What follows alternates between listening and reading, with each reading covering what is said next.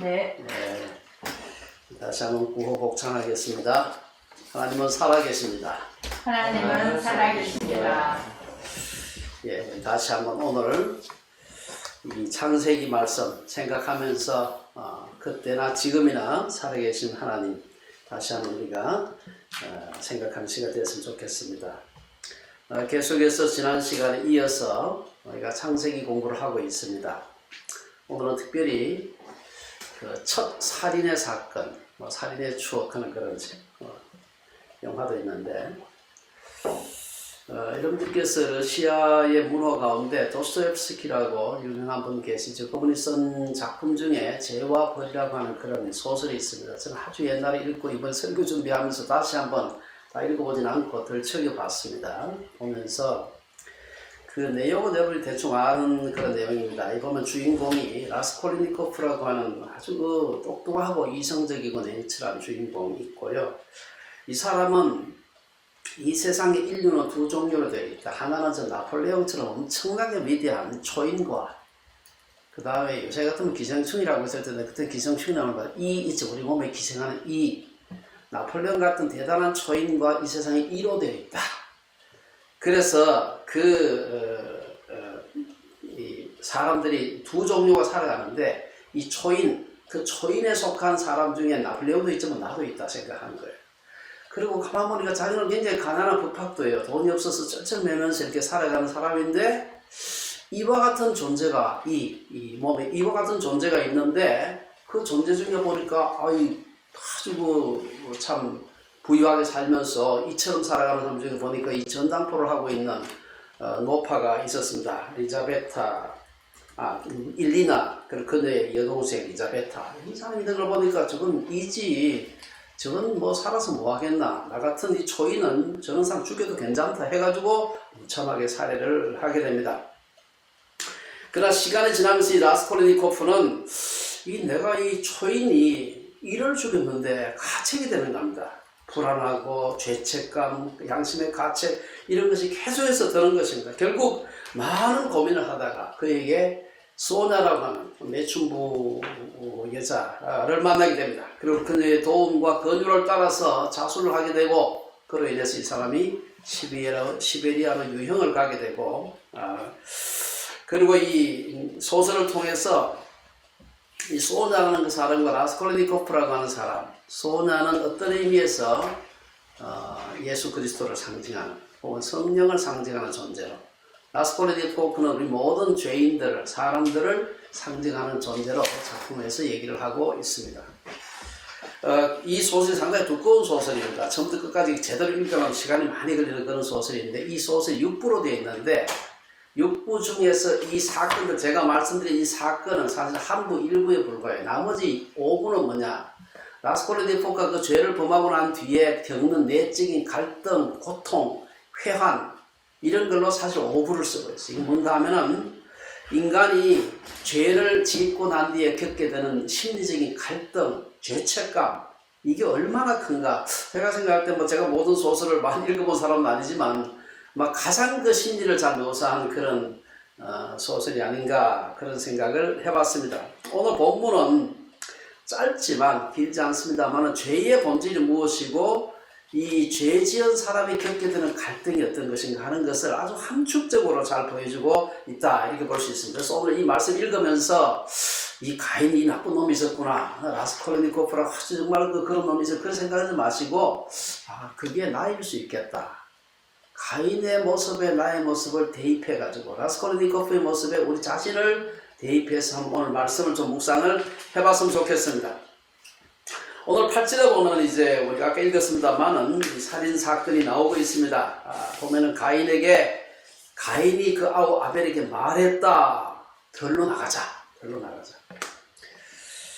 어떤 내용을 말했는지는 얘기하지 않아요. 나가자고 말을 했지만 나가서 무슨 말을 했는지는 얘기하지 않습니다. 그러면서 동시에 그들이 둘이 들에 있을 때 가인을 쳐 죽였다 이런 말을 하고 있습니다. 이 쳐 죽인다는 말은요, 이거는 우리 오늘날 사람을 죽일 때 과실치사라는 것도 있어요. 하다 보니까 전혀 살인에 대한 의도가 없었지만 실수해가지고 사람을 죽일 수가 있습니다. 그래서 그런 경우는 과실치사라 그래가지고 그냥 살인하고 굉장히 처벌이 다르죠. 오늘 이 내용에서 쳐 죽였다 하는 이 말은 원래 그 히브리어에서 있는 힘을 다해서 의도적으로 죽인 거라 얘기하는 거예요. 그냥 하다 보니까 잘못해서 실수해서 죽인 게 아니다. 가인은 바로 앞절에서 하나님께서 우리 지난 시간에 살펴봤는데요. 하나님께서 죄가 너를 원하나 너는 죄를 다스릴지니라 했는데 여기서 오늘 보니까 죄를 하나님의 그런 경고에도 불구하고 결국 그는 죄를 다스리지 못하고 아우를 죽이는 큰 죄를 범하게 됩니다. 사람이 죄를 다스리지 못하게 되니까 죄가 사람을 지배하게 된 것이죠. 결국 사람이 죄의 노예가 된 것입니다. 그래서 예수님은 죄를 범하는 자마다 죄의 종이다. 우리 흔히 술을 컨트롤 못하면 술이 너를 지배한다. 그런 말을 많이 하죠. 예. 술을 처음에는 네가 술을 마시지만 나중에는 술이 너를 마신다. 뭐 비슷한 말이라고 할 수가 있습니다. 아담의 불순종의 죄가 그의 아들 대에 이르러서 형제를 살해하는 무서운 죄로 드러난 걸 볼 수가 있습니다. 야고보 사도로 말하기를 죄가 장성한 적 사망을 낳는다. 죄가 장성하면 사망, 우리말에도 바늘도둑이 소도둑된다. 아담에게 나타나는 그 죄의 행위, 그런 것이 그의 아들 때에 와가지고 무서운 살인으로 확장된 것을 볼 수가 있습니다. 여기에 대해서 이제 9절 10절에서 하나님께서 신문을 하시죠. 하나님께서 신문하시는 이 모습을 보게 되면은 몇 가지 점에서 앞에서 아담을 신문하는 것하고 비슷한 점이 좀 있습니다. 우선 3장 9절에 보면 하나님께서 범죄한 아담을 향해서 뭐라 그럽니까? 네가 어디 있느냐 물었을 때 3장 10절에서 아담이 내가 동산에서 하나님의 소리를 들었으므로 내가 벗었으므로 두려워하여 숨었나이다. 아담은 선악과를 먹었다는 고백을 하기보다 벗었으므로 두려워하여 숨었다. 뭐 틀린 말은 아니지만 질문에 대한 바른 대답은 아니죠. 마찬가지로 오늘 본문에서 보면 9절에서 하나님이 가인에게 내 아우 아벨이 어디 있느냐 라고 물었을 때 가인은 내가 알지 못하나이다. 자기가 너무 잘 알면서 내가 알지 못하나이다. 이것은 아담에게서와 같이 가인으로 하여금 죄를 고백하기를 기대하는 하나님의 질문이었지만 가인은 거기에 대해서 변명하고 거짓말하고 가인은 아담보다 더 단호한 거짓말로 자기의 거짓을 드러내는 것입니다. 내가 벗었으므로 부끄러워서 두려워서 옷을 숨었다. 그거 하고 내가 알지 못한다. 내가 알지 못하나이다. 뿐만 아니고 오늘 그 9절 하반절에 보면은 하나님께 저항을 하는 거예요. 아담에게서 볼 수 없던 모습이었죠. 4장 9절의 하반절에 보면은 내가 내 아우를 지키는 자니까 라고 했습니다. 성경에 우리가 음표가 없어가지고 이 감정이 어떤 형태로 가인이 대답을 했는지 모르지만 내용으로 봤을 때 그는 한층 더 난폭하고 하나님께 덤벼드는 투로 저항하는 것을 볼 수가 있습니다. 아벨이 어디 있는지는 전능하다는 당신이 잘 알 텐데 왜 나한테 묻느냐? 이 좀 비슷한 그런 느낌이에요. 마치 아담이 하와에게 혹은 하와가 뱀에게 선악과 먹은 죄를 전가한 같은 느낌이 들어요. 왜 그걸 내한테 묻느냐? 당신이 잘 알면서. 우리 그런 말은 무슨 말이라고 합니까? 문어발? 오리발이에요. 오리발. 가인의 말은 가족에 대한 사랑을 거부하는 것입니다. 내 형제, 내 아벨이 어디 있느냐 하니까 그걸 내한테 왜 물어요? 내가 지키는 자입니까? 이 느낌을 한번 생각해 보시기 바랍니다. 그래서 사도 요한은 가인같이 하지 말라. 그는 악한 자에게 속하여 그 아우를 죽였으니 어떤 이유로 죽였느냐? 자기의 행위는 악하고 그의 아우의 행위는 의로움이라. 그 형제를 미워하는 자마다 살인하는 자니 살인하는 자마다 영생이 그 속에 거하지 아니하는 것을 너희가 아는 바라. 요한일서 3장에서 그런 얘기를 하고 있습니다. 예수님도 형제에게 노하는 자마다 심판을 받게 되고 형제를 대하여 라가라 하는 자는 공회에 잡혀가게 되고 미련한 놈이라 하는 자는 지옥불에 들어간다. 이 형제들 간에 이 무서운 이런 관계가 만들어질 수 있다는 것입니다. 하나님께서는 아담에게와 같이 가인에게도 회개 기회를 주시기 위해서 내 아우 아벨이 어디 있느냐 이렇게 물었습니다. 그러나 가인은 거짓의 아비 마귀의 속성대로 내가 알지 못한데 거짓말을 하고 나아가서 내가 내 아우를 지키는 자니까 뻔뻔스럽게 하나님께 대드는 것을 볼 수가 있습니다. 요즘 말로 하면은 그 소위 반사회적인 인격장애를 가리켜서 하는 말로 그 사이코패스라는 말이 있습니다. 이 사이코패스 비슷한 그런 형태라고 볼 수가 있습니다. 동생을 죽이는 극악무도한 죄를 짓고도 능청스럽게 내가 내 아우를 지키는 자입니까? 여기서 우리는 죄가 이미 가인을 삼킨 것을 볼 수가 있습니다. 죄는 하나님과의 관계를 단절시키고 남을 죽이고 자기를 파괴하는 것입니다. 거짓말은 참이요 진리이신 하나님의 속성에 정면으로 배치되는 그런 죄입니다. 그래서 이는 하나님을 대적하고 나아가 도전하는 그런 태도죠. 10절에 보면 살인이 발각이 됩니다. 하나님이 이미 다 아시지만 그것을 드러내는 것입니다. 하나님은 가인의 범죄를 백일하에 드러내시는데 10절에서 네가 무엇을 하였느냐? 내 아우의 핏소리가 땅에서부터 내게 호소하느니라. 하나님은 가인에게 묻기 전에 이미 다 알고 계셨지만 다 알고 계셨죠. 그가 회개하고 돌아오기를 아마 바라며 질문하신 것 같습니다. 하지만 죄의 종이 된 가인이 가정스럽고 뻔뻔하게도 변명으로 일관한 것을 보고서 하나님께서는 억울하게 희생된 아벨의 피가 땅에서부터 지금 소리를 지르고 있다. 그렇게 얘기하고 여기 보면은 호소하느니라 하는 이 원래 말은요 법정 용어입니다. 아주 그냥 소리 지르고 사람 살려 help me crying 하는 이 소리를 말하는 것입니다. 이 말은 특히 억울한 자가 복수를 호소할 때 사용하는 말이기도 합니다. 억울한 자를 신원하시는 하나님, 의를 시인하시는 재판장에게 나의 억울함을 풀어달라고 호소하는 것을 의미하는 것입니다.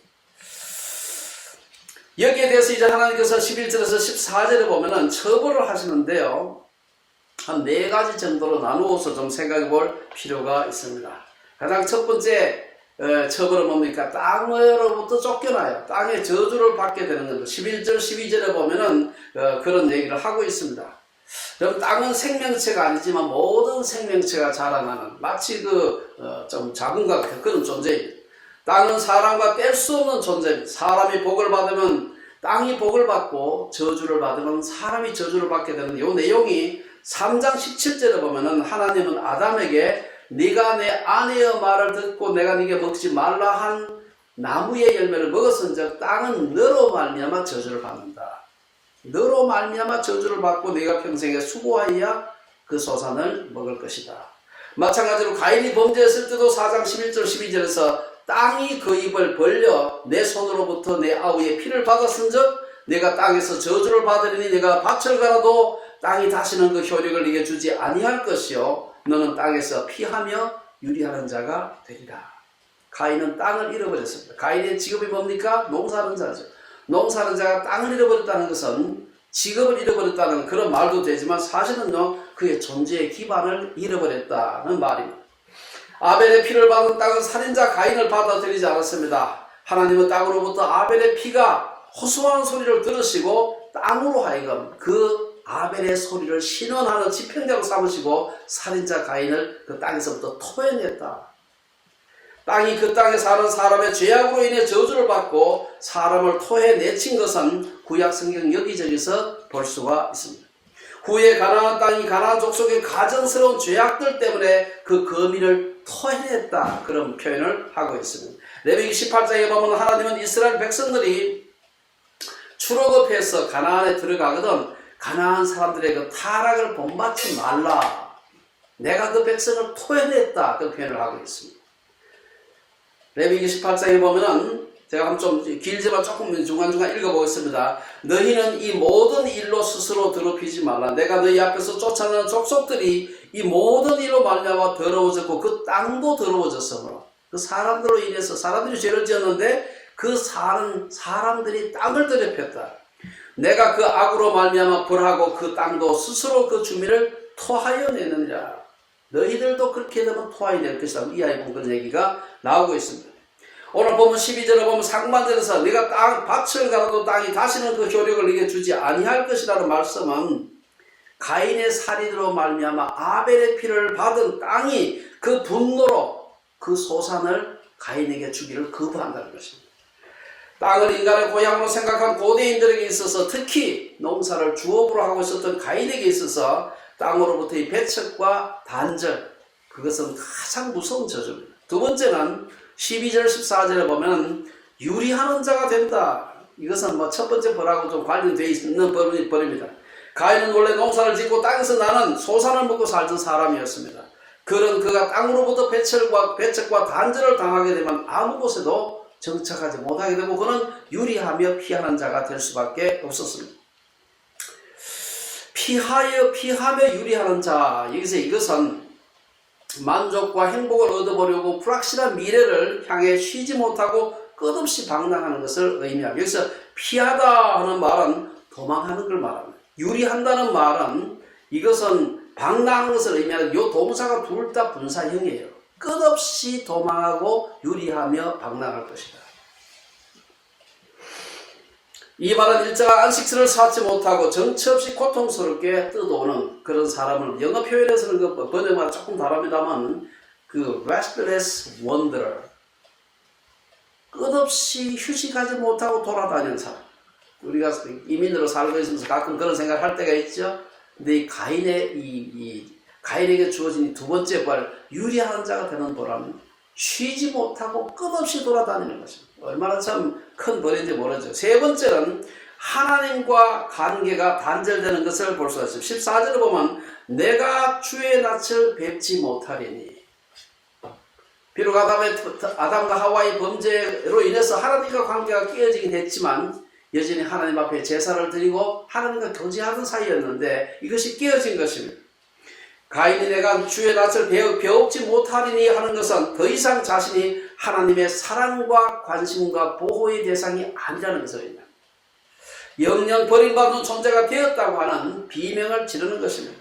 이 처벌도 아담과 하와의 타락으로 인한 벌과 연결되어 있는 것을 볼 수가 있습니다. 타락하기 전에 아담과 하와는 에덴 동산에서 하나님과 늘 교제하면서 살았습니다. 하지만 타락하기 전에 하나님은 아담과 하와를 쫓아내시고 에덴 동산 동쪽에, 지난번 말씀드린 대로 에덴 동산 내에 있는 이스트 사이드입니다.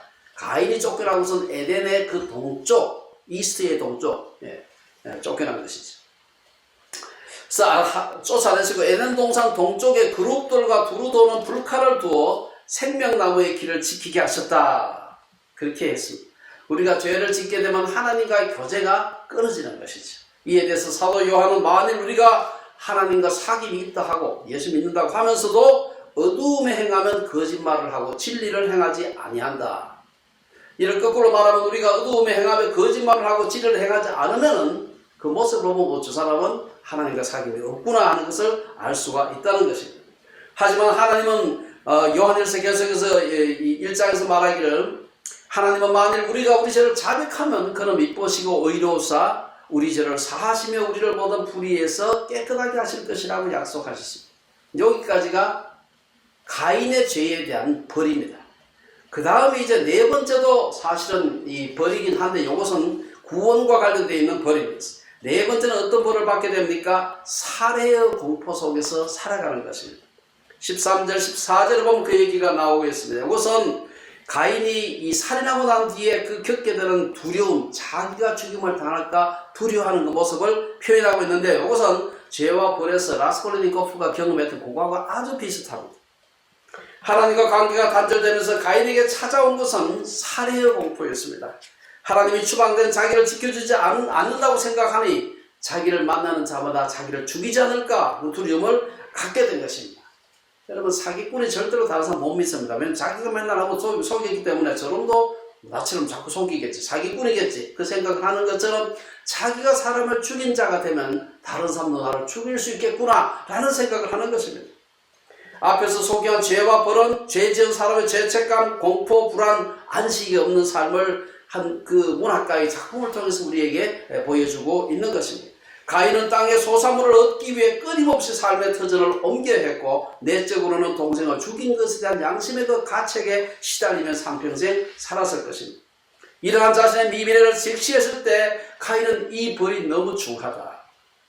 그래서 13절에서 가인은 하나님께 말하기를 내 죄벌이 지기가 너무 무거우니이다.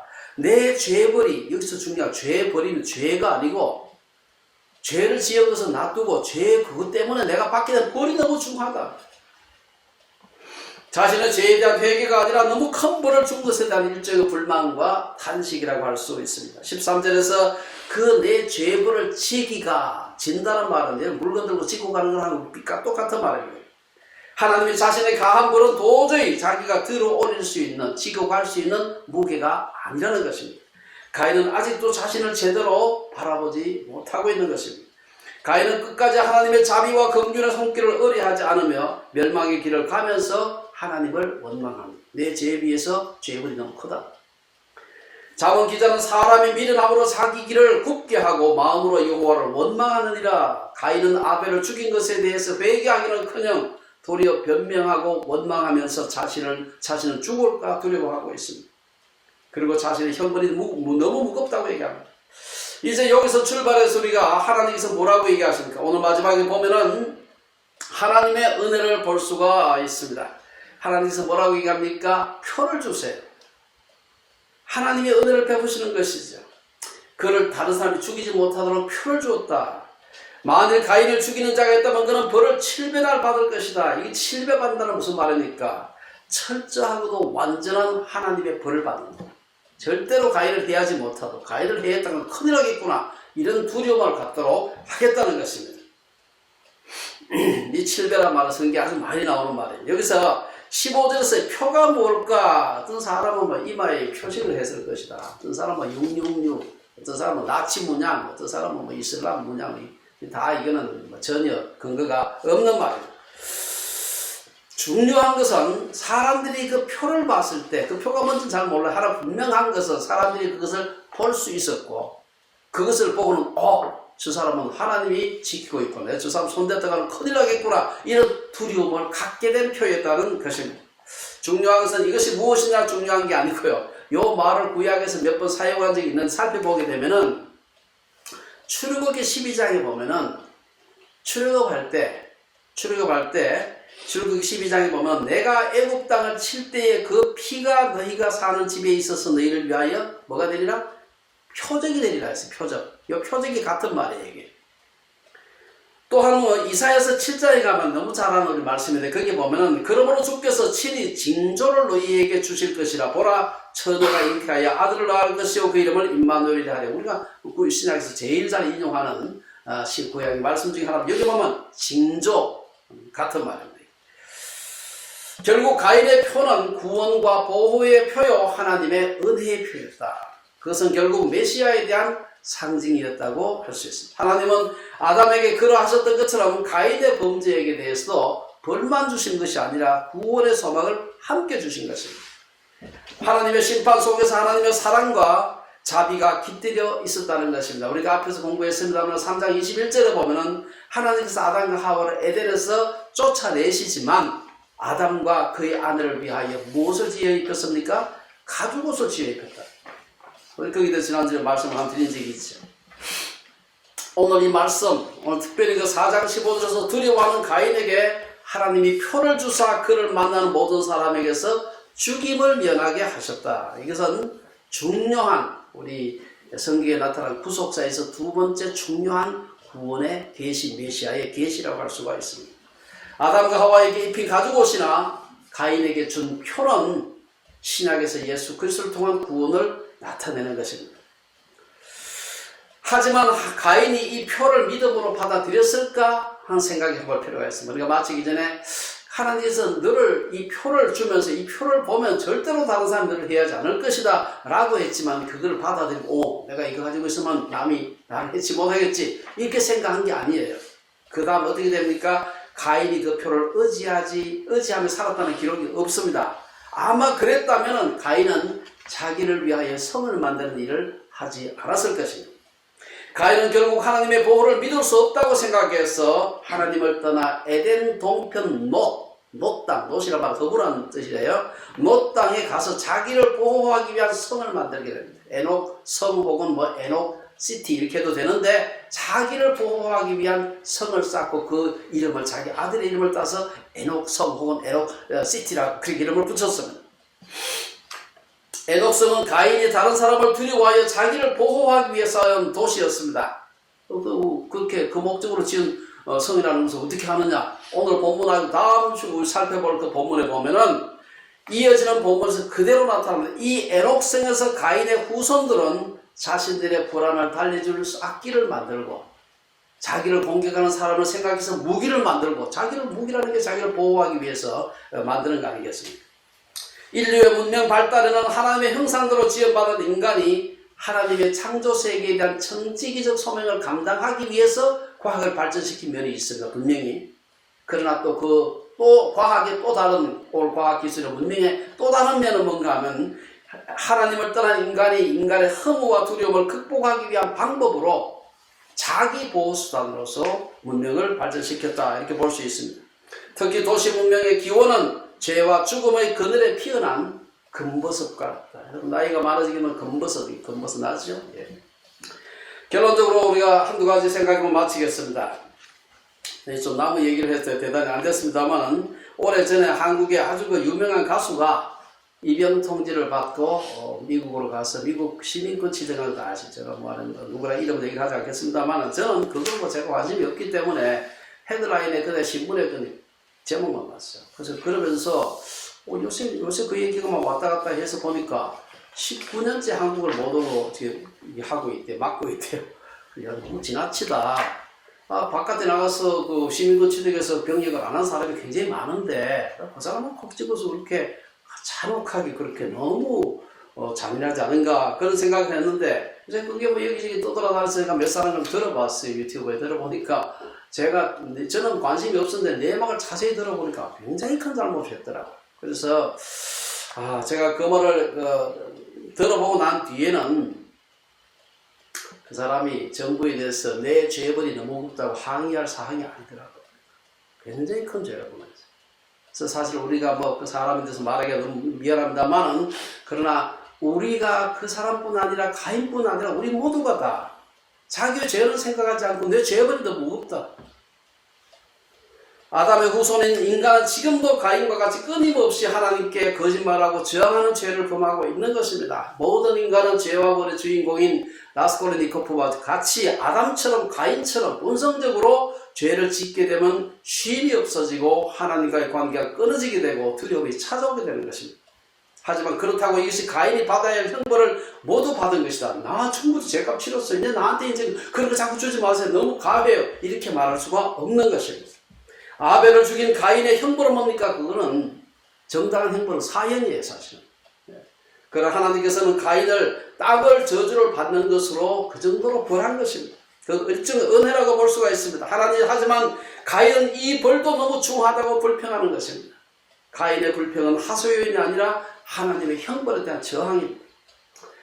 오늘 우리의 죄의 무거움과 예수님이 십자가에서 받으신 고통, 저주를 생각한다면 우리가 살아있는 동안 우리가 당하는 고통, 그래서 우리가 무겁다고 할 수가 없습니다. 극악한 죄를 지은 가인에게조차 하나님은 은혜를 베푸시고 구원의 표인 예수 그리스도를 주셨습니다. 그런 하나님을 신뢰하고 의를 행한다면 우리는 담대하게, 정말 사자같이 담대하게 살아갈 수가 있는 것입니다. 자문 기자의 말처럼 악인은 쫓아오는 자가 없어도 도망하나 의인은 사자같이 담대하게 된다. 우리 하나님 앞에서 우리 자신을 변명하고 원망하고 할 것이 아니라 우리가 정말 우리의 모든 죄짐을, 죄책을 다 지고 가신 주님을 우리가 바라보면서 진리의 길에 행하여 사자처럼 담대한 우리 주님의 성도님들 되시기를 주의 이름으로 축원합니다. 기도하겠습니다.